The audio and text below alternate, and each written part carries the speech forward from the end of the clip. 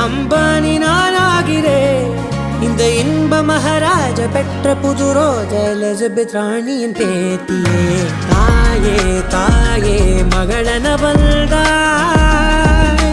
தந்தை சிந்தை நலமுற வந்தாய் நீயே லோகம் என்று ஆனாய் பெண்ணே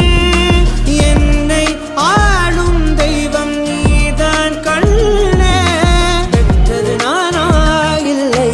உன் மகனே நானம்மா தாயே தாயே மகளன வந்தாய்